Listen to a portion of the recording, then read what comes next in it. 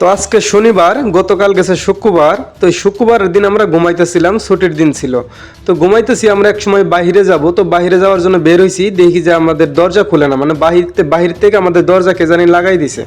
তো কে জানি বাহির থেকে দরজা লাগাই দিছে। আমরা এই যে ডাকাটা কি করি, আসলে ফ্ল্যাটের ভিতরে এক রুম থেকে যদি আরেক রুমের মানুষকে ডাকে, কেউ শুনতে পায় না। তো অনেকক্ষণ অপেক্ষা করার পর, ডাকাটাকি করার পর লাস্টে ব্যর্থ হয়ে এক সময় নিচে আমাদের এক খালা ছিল পরিচিত, সেই খালার নাম্বার ছিল, তাকে ফোন দেই। পরে সে আইসা আমাদেরকে তালা দরজা লক খুইলাতে, পরে আমরা বাইরে বের হই। তো দেখেন এই কাজটি কে করেছে। আমরা অনেক খোঁজাখাঁচি করার পরে লাস্টে, যেহেতু আমাদের দরজার ওখানে যে একটা আছে, ওই লাইট আছে মানুষ দেখার জন্য, সেখানে আমাদের সিসি ক্যামেরা লাগানো ছিল। তো সিসি ক্যামেরার ফুটেজ দেখে আমরা যতটুকু বুঝতে পারলাম যে শুক্রবারের দিন আমরা যখন ঘুমিয়েছিলাম তখন আইছিল হিজলা। তো হিজলা আসার পরে আমাদেরকে ডাকাডাকি করছে চাউল নেওয়ার জন্য। আমরা উঠতে দেরি হয়েছে বিদায় আমরা উঠি নাই। দেখে তারা কি করছে, ওই দরজার সিটকিরি লাগাই দিয়ে গেছে। আবার দেখেন দরজার যে দিক দিয়ে মানুষ দেখে, মানে ক্যামেরা যে জায়গায় লাগানো, এই জায়গায় দেখেন তারা কি করছে, মানে দরজার সিটকিরি তো লাগাইছেই, ডাকাডাকি করছে দেখা উডি নাই দেখা, সিটকিরি তো লাগাইছেই, আবার কি করছে মানে থুথু বড়াই থুয়ে গেছে দরজার ভিতরে, পুরাটা দরজার ভিতরে। দেখেন আমার কিন্তু ভিডিওর ভিতরে দেখাইছে, মানে সিসি ক্যামেরার ভিডিওর ফুটেজটা আমি যখন দেখলাম, দেখে অবাক হয়ে গেলাম। মানুষ এতটা নিচে কেমনে নামতে পারে, এতটা গিদর হইতে পারে কেমনে? ওরা হিজলা হইলেও তো ওরা একটা মানুষ। ওরা এক অন্যায় করছে, আমার রুমের দরজা ওরা ছিটকিরি বাইরের থেকে মাইরা গেছে গা। জেনবর আমি কত বড় অপরাধ করে ফেলেছি, মানে ঘুমায় রুমের ভিতরে ওরা দরজা ছিটকিরি লাগা গেছে, এক অপরাধ। আরেক হচ্ছে ওরা আমার এখানে ওদের মুখের থুতু বড়াই হয়ে গেছে আমার দরজার ভিতরে।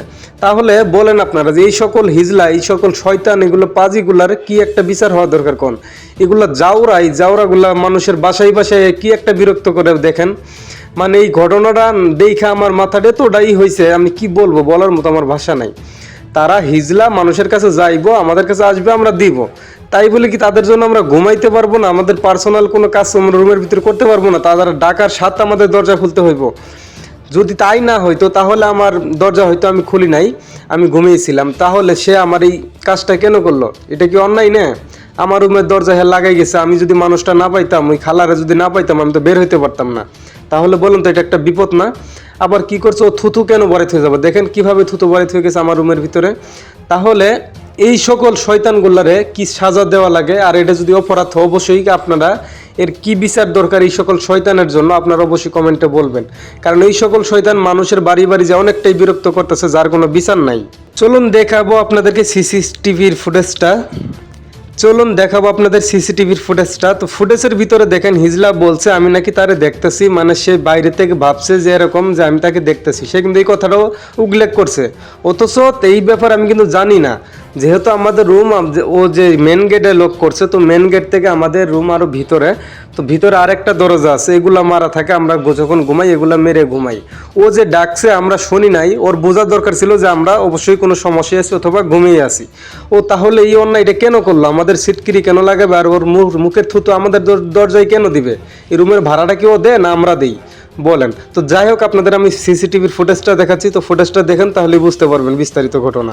তবে আপনাদের আরেকটি অনুরোধ করব, আপনারা অবশ্যই ভিডিওটা অনেক শেয়ার করবেন, যেন হিজলেদের এই অপরাধটা সবাই দেখতে পারে, এই অপরাধটা সবাই দেখতে পায়, আর সবাই যেন এর একটা প্রতিবাদ করে। তো অবশ্যই ভিডিওটা অনেক দয়া করে শেয়ার করবেন, কারণ সাধারণ মানুষ সবাই এদের জন্য অতিষ্ঠ হয়ে আছে। তো দয়া করে ভিডিওটা শেয়ার করে দিবেন। তো দেখুন সেই ভিডিওটা। আচ্ছা দেখতা তুই আমার দেখতা দুটা সাল দিয়া দেখবে আমি জানি পাশে এটা লাগে আমার খাওয়া একটা চোর দেখতা এই কথা